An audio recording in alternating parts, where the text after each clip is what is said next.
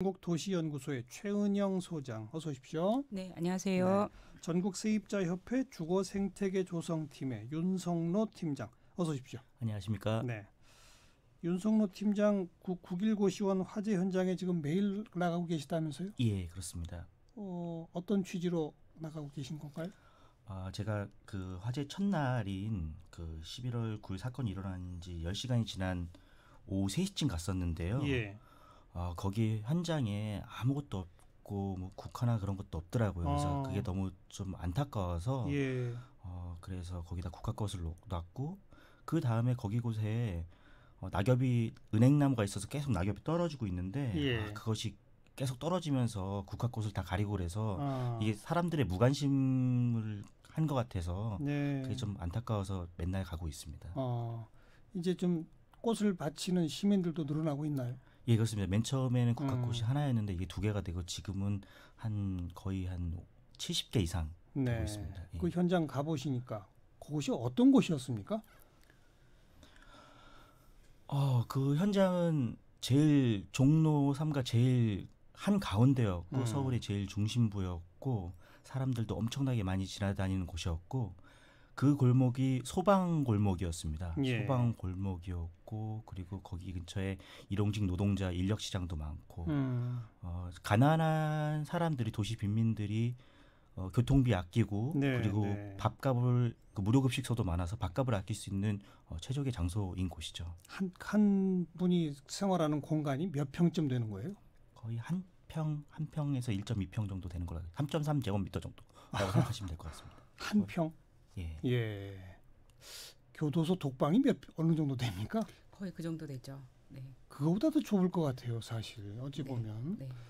우리 도시연구소에서는 이 신주거 난민이라는 표현까지 쓰시더라고요. 네. 이건 어떤 표현입니까? 그러니까 예전에는 지금 사고 난 고시원이 있는 곳이 사실 청계천이고 거기가 판잣집이 있던 곳이잖아요. 아주 오래전. 예. 네. 그러니까 예전에 빈곤은 그렇게 눈으로 보이는 것이었다면 지금의 9.1 고시원이 있는데 가보면 사실 거기에 그렇게 가난한 사람들이 사는 걸 알 수가 없어요. 겉에서 보면 모르죠. 네네. 비가시적인 빈곤이고 그러다 보니까 사회적 관심도 적고 정책적인 우선순위에서도 배제되면서 그러니까 빈곤의 양상이 달라진다는 점에서 신주거 빈곤이라고 생각하고 그렇게 명명했습니다. 우리 전국적으로 이렇게 정말 최소한의 주거권을 보장받지 못하는 그런 곳에서 주거하고 있는 사람들이 몇 명이나 됩니까? 전국적으로 보면 228만 가구 정도가 최저주거 기준 미달이나 지옥고에 살고 있다고 보시면 되는데요. 그걸 좀 좁혀서 이렇게 고시원처럼 집도 아닌 곳에 살고 있는 가구는 37만 가구에서 39만 가구 정도 되는 것으로 조사되었습니다. 고시원은 집으로 분류가 안 됩니까? 네네. 주택 이외에 거쳐 비주택으로 분류됩니다. 그럼 예를 들어서 아주 작은 여관들 이런 데 장기 기거하시는 분들 또 어떤 경우가 있죠? 비주택이? 그러니까 일터의 일부 공간에서 사시는 분들도 있고요. 비닐하우스촌, 판자촌도 여전히 남아 있죠. 네. 그리고 최저 주거 기준에 못 미치는 그게 이제 228만 가구라고 하셨잖아요. 네, 최저 주거 기준은 뭡니까? 최저 주거 기준은 주거기본법에 있는데요. 그 시설, 화장실이나 목욕탕이나 그러니까 목욕탕이라기보다는 욕실이나 부엌을 갖추고 있는지 그리고 방의 개수, 그다음에 면적이 제일 중요할 텐데 1인 가구 기준으로는 14제곱미터, 2인 가구는 뭐 26제곱미터 이런 기준을 가지고 있습니다. 1인 가구 14제곱미터. 네. 그런데 지금 이 고시원은 3.3제곱미터 정도밖에 안 된다. 이제 강행 규정이 아니라는 데 문제가 있는 거죠. 그러니까 이건 그냥 권고 기준 정도인 거죠. 네네. 그리고 좀 아까 지옥고라는 표현 쓰셨어요. 네네. 그건 뭐예요? 지하 옥탑 고시원에 사는 걸 이제 지옥고라고 얘기를 하죠. 주택 이외에 거쳐 비주택이라고 부르는 개념입니다. 네.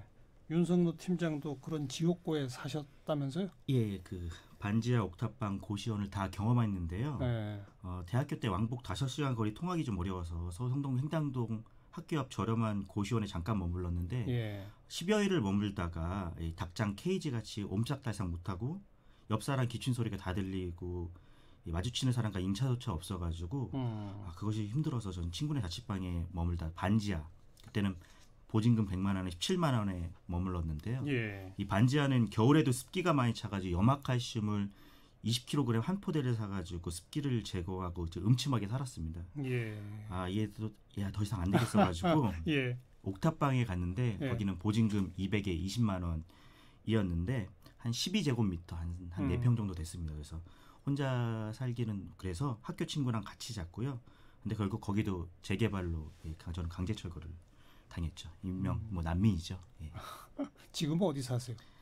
지금은 쉼터에서 좀 살고 있습니다. 그래요. 예. 근데 그 물론 뭐 10몇만 원, 20몇만 원 이 정도라고 하셨잖아요, 그동안에. 예. 근데 면적 대비로 따지면 그것도 굉장히 비싼 거 아닙니까? 예, 실제로 고시원이 아까 한 3.3제곱미터에 한 30만 원 정도 되는데 그 사실 물가가 비싸다는 홍콩에서도 1제곱미터당 거의 한 13만 원, 14만 원이거든요. 그럼 거의 홍콩의 그 집값과 맞먹는 그런 어마어마한 가격이고 한국에서도 만약에 그게 10평 정도 된다고 하면은 거의 150만 원 아니겠습니까? 그걸 단순 한 사람이면 어마어마한 곳이죠. 타워팰리스보다 더 비싸죠. 평당 가격으로. 왜 그렇습니까? 도시연구소 보시기에는.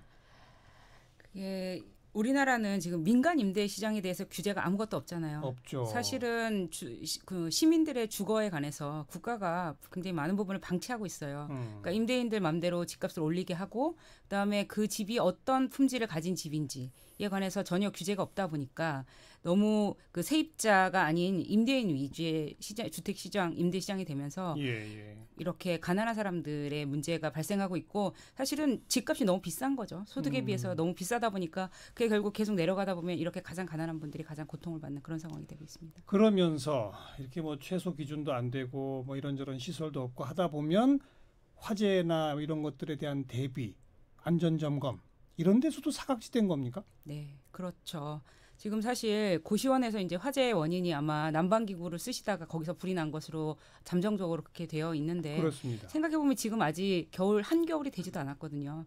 근데 지금 이렇게 초가을에서 그러니까 가을에서 겨울로 넘어가는 사이에도 그것은 적절한 난방이 되지 않는다는 얘기예요. 그렇기 때문에 사실 사람이 추우면 뭔가를 할 수밖에 없고 대응을 그러다 보니까 개인 난방기구를 쓰고 이렇게 되는 상황이 되는 거죠. 그런데 지금 고시원에서 화재가 한두 번이 아니라 계속 나고 있었죠. 그렇죠. 2008년에도 굉장히 끔찍한 화재가 많은 사상이 나면서 2009년에 법이 만들어졌죠. 법이 만들어진 게 아니라 법이 개정되었죠. 2006년에 다중이용업소의 안전관리에 관한 특별법, 다중이용업소법이라는 게 2006년에 만들어지고 그다음에 2008년에 심한 화재가 나면서 고시원에서 그다음에 2009년에 이제 개정이 되는데 그때 개정할 때 문제는 부칙에 지금부터 영업을 하는 거 이런 그걸 뒀어요. 새로 시작하는 데만 적용한다. 네네. 그래서 2009년 7월 8일 이전에 영업을 시작한 것에는 이게 그 스프링클러의 의무 시설이 아니에요. 그런 점에서 지금 요번에 사고 난 게 2007년 4월 23일부터 그 영업을 한 것이거든요. 그런 점에서 사실은 화재라는 게 그런 날짜를 가져서 하는 게 아닌데 어떻게 법은 그렇게 만들었는지에 관해서 좀 국회에서 빠른 논의가 있어야 될 거라고 생각합니다. 얼마 전에 뭐 국가안전대진단 이런 거 하지 않았습니까? 네. 그렇죠. 그때도 여기는 빠지나요? 국가안전대진단은 건축물 대장 기준으로 봤다 그러더라고요. 근데 건축물 대장은 좀 전문가들은 아시겠지만 그게 국가의 공적 장부인가 싶을 정도로 매우 부실하거든요. 그래서 이게 지금 고시원으로 안 돼 있다라는 건데요. 그 장부를 보고 진단을 한 것 자체가 또 문제였다고 생각을 하고 그리고 만약에 진단을 했어도 그 저희가 아무런 걸 가지고 있지 않아요. 스프링클러가 여기가 없어서 안전하지 않다고 했을 때 법적으로 여기 어차피 규제 사각지대인데 무엇을 할 수 있었을까? 안전 진단을 하고 그런 측면이 있습니다. 진단을 해도 강제할 수가 없다. 네. 꼭 스프링클러 없어도 무슨 대책이 있다면서요? 예, 그 사실 제가 고민 끝에 그 소방에 대한 관심이 좀 있었고 그래서 공교롭게 거기가 9.1 고시원 옆에 소방자재에서 18,000원짜리 자동 확산 소화기를 샀거든요. 자동 확산 소화기입니다. 이 장치가 일명 그 소화기가 천장에 있다고 보시면 되는데요. 천장에 그 우주선처럼 동그랗게 독립적으로 달고 75도 이상일 때 이 3kg 정도의 소화 약재가 이렇게 삼각형으로 분출이 돼가지고 11초간 분사가 됩니다. 그래서 고시원 같은 시설에 물론 이게 보통은 일반 그 식당의 주방이라든가 물론 공장 같은 데에 이렇게 스프링클러가 좀 여의치 않을 때 설치가 되긴 하는데 한 개로서는 부족하지만 만약에 고시원 같은 방마다 혹은 복도에다가 이렇게 여러 대를 설치한다면은 충분히 그 가격이 저렴하기 때문에 대체제의 역할을 할 수 있지 않을까 싶습니다. 이게 18,000원밖에 안 해요? 예, 18,000원밖에 안 합니다. 18,000원에서 2만 원대입니다. 예. 글쎄요, 정말 노후된 건물에 스프링클러 설치하려면은 공사가 좀 복잡한데 이런 또 안도 있지 않습니까? 근데 이제 돈으로 생각을 해서는 안 될 것 같아요. 저렴하다고 생각하지 않고 지금 제가 서울에 있는 아까 말씀드렸던 규제 사각지대에 있는 고시원이 한 2,000개 정도 되거든요. 예. 전국적으로 3,400개 정도 되고 예. 한 개당 스프링클러를 설치하는데 2천만 원 정도 평균 소요되더라고요. 그럼 이거 계산해 보면 서울시 같은 경우에 한 400억 정도면 돼요. 그럼 우리가 이 돈이 없어서 지금 이걸 못 하나 그런 상황은 아니기 때문에 예. 이게 돈으로 접근할 게 아니라 저렴한 걸 생각을 할 때가 아니고 안전하고 돈하고 바꿀 것인지에 관해서 우리 사회가 결정을 해야 되는 시점이라고 생각합니다. 네. 우리가 그 뭐 명절이 되거나 뭐 연말 연시되고 그러면은 쪽방촌 얘기는 가끔씩 했어요. 저희 방송에서도. 근데 고시원은 그냥 빼놓고 지나갔네요. 저희도. 네. 이 정도인지 몰랐거든요. 고시원의 상황이. 네. 지금 이번 화재 이후에 그 해당 고시원 앞에 시민단체들이 기자회견도 하고 1인 시위도 하고 계시다고 하는데 그 전국 세입자협회가 요구하는 내용은 어떤 것들입니까?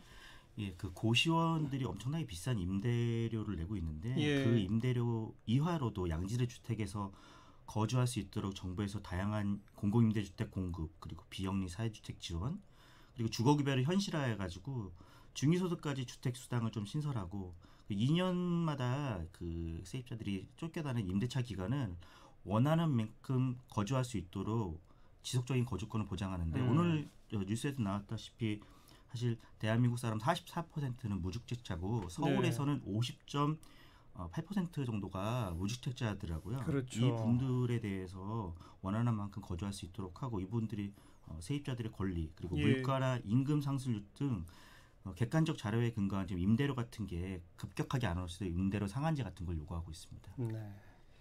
김현미 국토부 장관이 앞으로 공공주택에 이 쪽방이나 고시원 거주자들이 입주할 수 있도록 힘쓰겠다라고 했는데 이게 진짜 그렇게 될까요? 저는 사실 좀 언론도 아쉬운 점이 있습니다. 이렇게 가난한 사람들의 문제에 대해서. 왜냐하면 10월 24일 날 국토부에서 중요한 발표를 했어요. 이런 취약계층에 관한. 그래서 거기에 이미 그 대책이 들어가 있었던 거거든요. 김현미 장관이 발표한 대책이 이게 지금 고시원, 쪽방 같은 곳에 살고 계시는 분들에 대해서 기존에는 주거취약계층 주거지원 사업이라는 게 있었고요.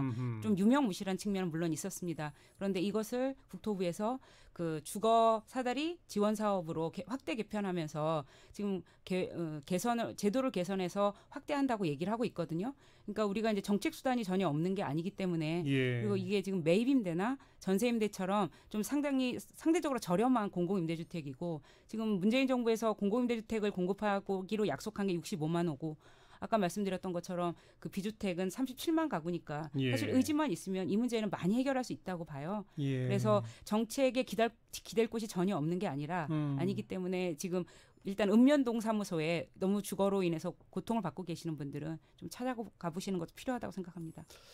우리가 외국 선진국 사례 중에서 꼭 이런 나라를 좀 배워야 되겠다 한다면 어떤 나라를 찝어주실 수 있겠어요? 영국이라고 생각하는데요. 우리와 비슷한 일을 겪었죠. 1999년에 그 HMO라고 하는 다중주택, 그러니까 고시원하고 비슷하다고 생각하면 되는데요. 초대형 화재가 났죠. 거기에서 2명의 대학생이 지하에서 창살이 서서 죽은 거예요. 사망을 화재로.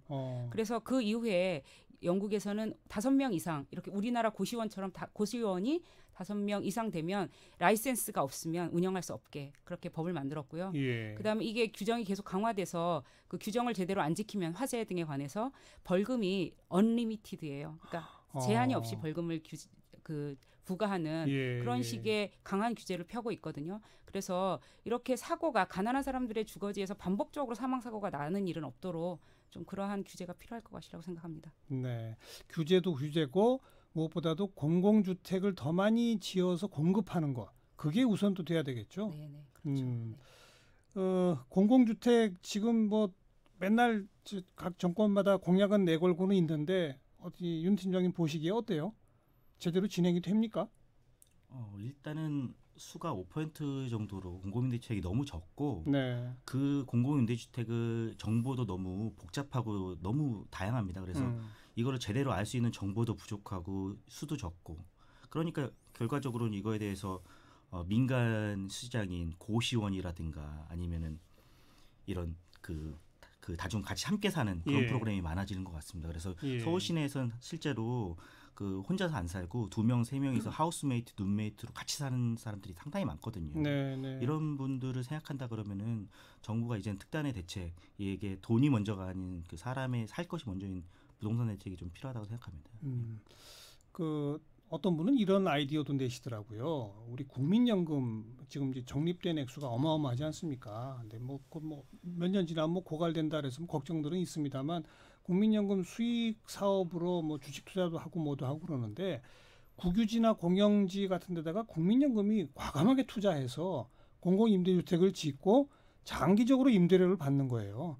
그러면서 청년층이나 가난한 사람들 거기에 우선 입주시키면 그럼 주택 문제가 저절로 해결되면 결혼도 더 많이 하고 아이도 더 많이 낳고 그럼 장기적으로는 국민연금 수입이 더 늘어날 거고 이런 아이디어는 어떻게 생각하세요?